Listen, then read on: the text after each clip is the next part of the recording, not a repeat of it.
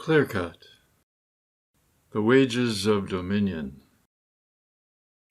A guided meditation for our time.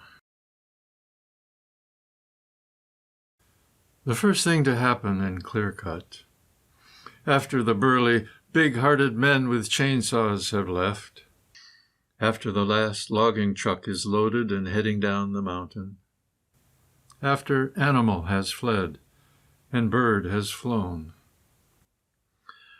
the first thing to happen, even before departing spirit takes refuge in our unconscious, and the great silence of buried shame settles like morning frost over the violated land.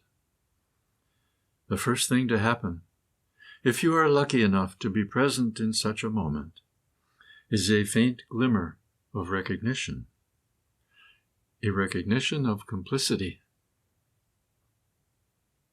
As the early morning mists rise out of ClearCut, the scene resembles a battlefield littered with body parts and the bilious spilling innards of steaming corpses. In this vast silence, in the abrupt and total absence of an ecosystem 12,000 years in the making, but only a day in the taking, in this dramatic example of dominion at work, and in the emptiness in the pit of my stomach, I sense, vaguely at first, that I can no longer stand apart in moral rectitude and blame others for this ecocide. In the face of such brutal evidence, a question worms its way through my crumbling denial. What exactly is my role in all this? What is my role in this? Join me, if you will, in this place. Climb up and sit with me here on this stump, which until yesterday was a towering western red cedar growing in place for 1,600 years. Sap still oozes from its cambium like a congealing scream. We are high atop a shorn-naked mountain in the Olympic Range of northwestern Washington. In all directions we look out over great valleys once covered by ancient forest, now domesticated into a vast patchwork quilt of tree farm and ClearCut. Periodically a raven's call echoes mournfully up the canyon walls, intimate, speaking directly to us in an ancient language only the heart can understand, a language only the heart can understand. Breathe in the intense, heady aroma as the cedar mingles with the fumes of compacted mud giving up its oxygen. Bereft of life, we are now alone. Let the tension in your shoulders be swept away by the breeze off the ocean, and suspend your disbelief. But stay alert to the wind luffing in your ears, for sometimes it carries messages. Fill your lungs with the sweet crystalline air, and remember who you are. Remember who you are. This ancient, absent cedar has a message for us, but its voice is as soft as a ghost, and achieves its authority only in our stillness, in our ability to be attentive to its meaning. It whispers, if you love life, your life and all life, and if you wish to discover a source of hope, it is necessary first to know who you as a species have become. To know that, you must look clear-eyed at what you have done.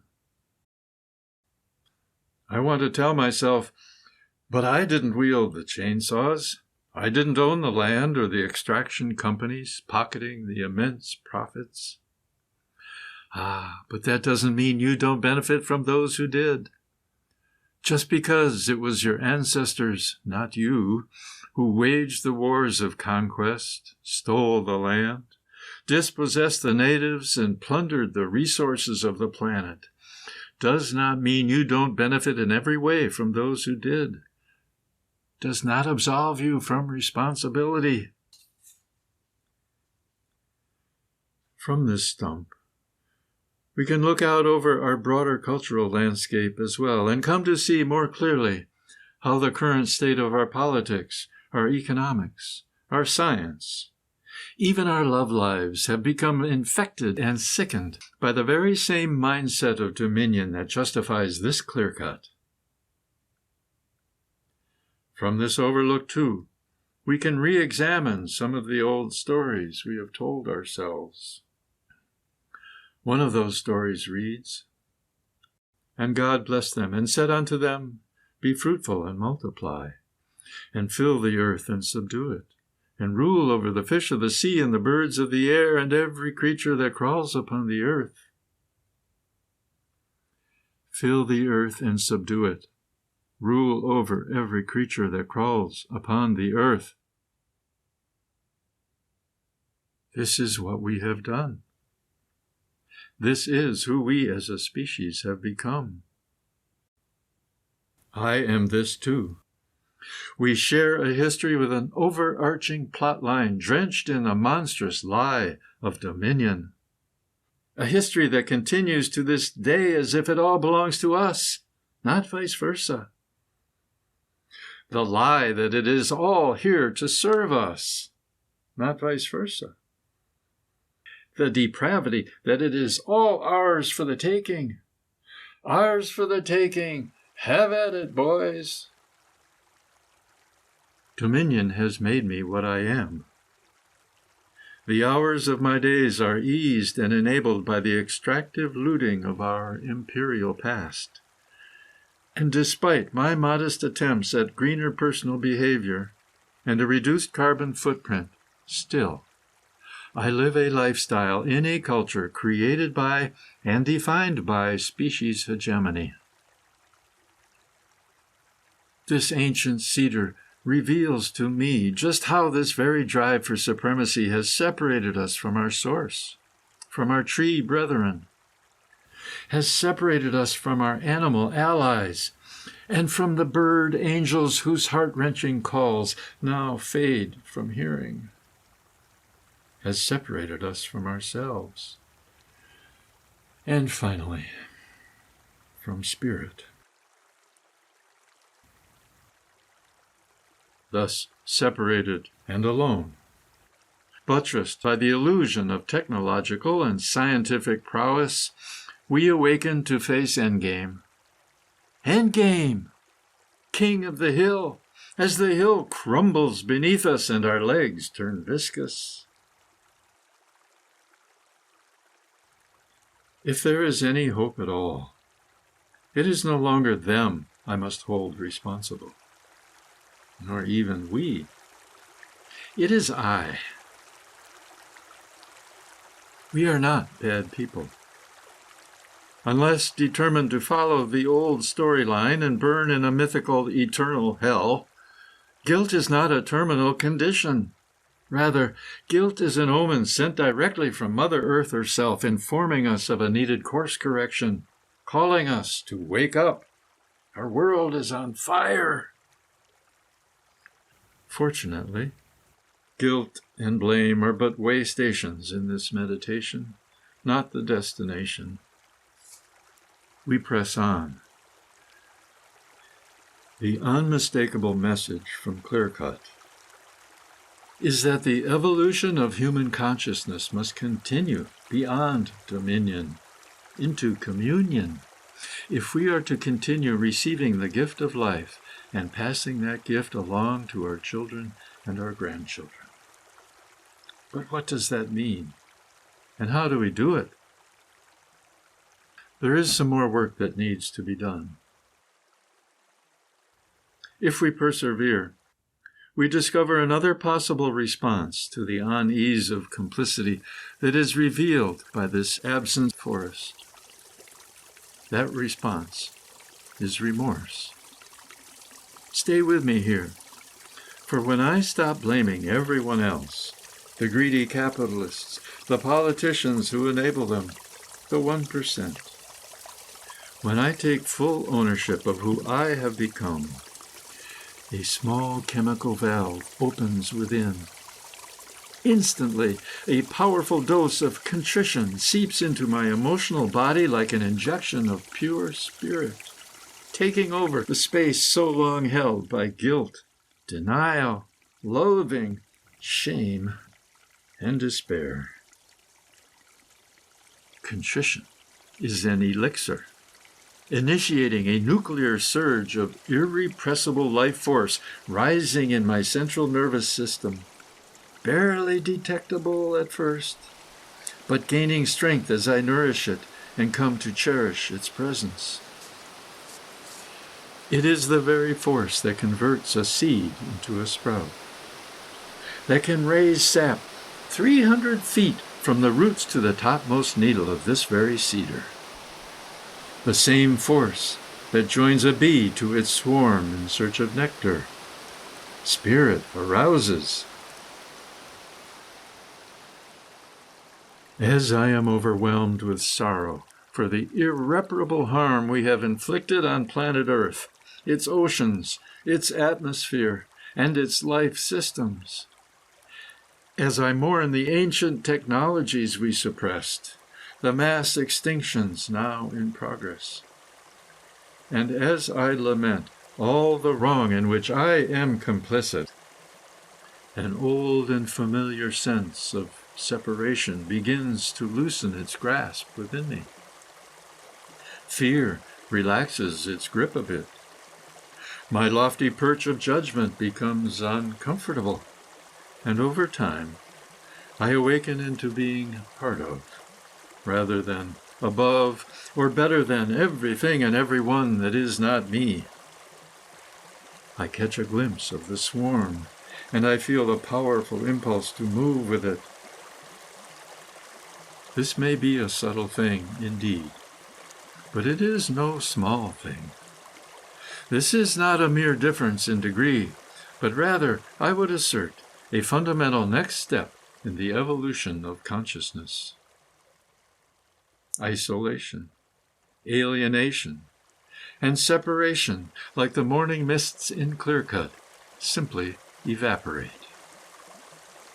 The same breath of life that animates every worm and every whale and every leaf on every tree floods in to animate me and you. Breathe it in deeply. Remember who you are. Spirit revives. She arises to sing again, to dance again. After such a long exile, I can now step back into the circle dance of life celebrating itself and become the glowing manifestation of a worthy living being that I am. Finally, now, I step back into myself. It's been a while. Forgive yourself, too. Experience what it feels like to take that step back into yourself.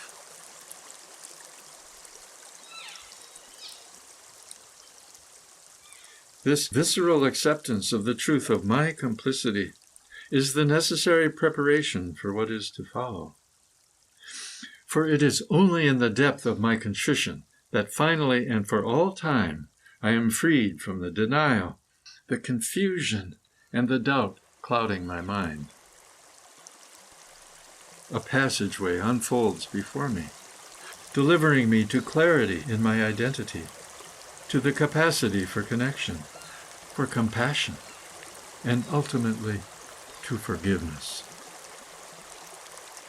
My tears bathe my soul body with love and cleanse my mind of fear, preparing me to resume my place as an equal among the salamanders and the cedars, preparing me for action. Preparing me for action. This passage out of denial and blame and into the lucid realm of remorse and forgiveness is a most powerful energizer.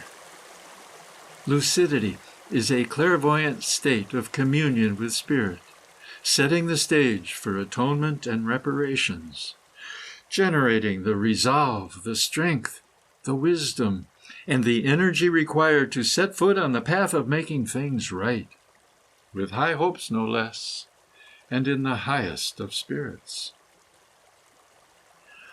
Oh, do not underestimate the enormity or the difficulty of this shift. Please do not underestimate its importance. Having forgiven ourselves and each other, we now join with our heroic fellows, pioneers already aswarm on the path of making things right, and dedicate our lives to the reparation of everything that lies broken at our feet. The path of making things right. Imagine what that might look like for yourself, for us as a country, for us as a species. We have frequently achieved what was once unimaginable, but then we imagined it, and it manifested. The list is as long as our history itself. Outside of the sun, the human imagination is the most powerful force on earth. Imagine now the possibility of 1,000 other such things we have the potential to manifest in our pursuit of reparations on the path of making things right. From something to nothing. In the blink of a geological eye, in ClearCut, there is a zone of transition as vast as our imagination in between. It can pass unnoticed, hidden from view in our dreams, or it can transform our planet. We can wake up, or we can die out. We can wake up, or we can die out. Stay with it. Watch where Dominion is in play. And when we discover it at work in ourselves, we simply do something a little differently. Watch what happens. Repeat. Witness the miracle of evolution at work. And when we discover it coming at us from others, we simply turn sideways to it and watch it pass. We do not further empower it with battle or with our attention. Rather, starving it of energy, we swarm around and past it and get on with our business on the path.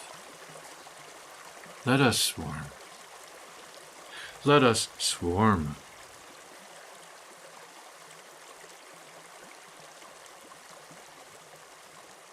Thank you for listening. Yours on the path. This is John.